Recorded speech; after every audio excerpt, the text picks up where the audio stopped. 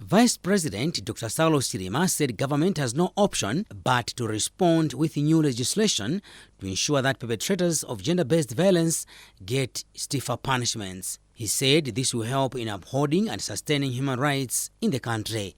However, Dr. Chilima said the responsibility of defending human rights rests in everyone and asked the Malawians to participate in the recovery efforts, especially now that this country was hit by COVID-19. Today also marks the end of the 16 days of activism against gender-based violence. Malawi has unfortunately recently seen a sharp increase in gender-based violence cases, with the Malawi Police Service receiving 1,440 defilement cases between January and October 2019, and that saw an increase to 1,738 defilement cases between January and October 2020. These figures are frightening and alarming. Let us stop gender-based violence. As said elsewhere, I believe that gender-based violence can be prevented and it can be eradicated. The first step is to change our mindset and attitudes that rationalize, normalize, and perpetrate violence against women and children.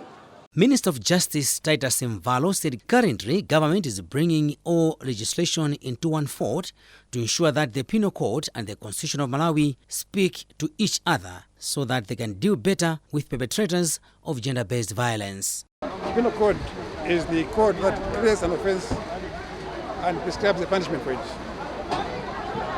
Rape and defilement are already in the Penal Code. But what I want to see happen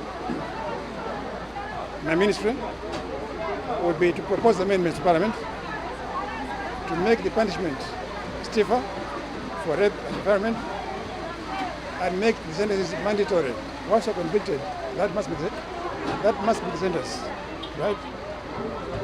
You know, in law, when you use the word may and shall, it makes no difference. Chairperson of the Malawi Human Rights Commission, MHRC, Reverend Patrick Sempere, commended government for its commitment in the promotion of human rights in Malawi, but requested for more funding for smooth implementation of other equally important programs.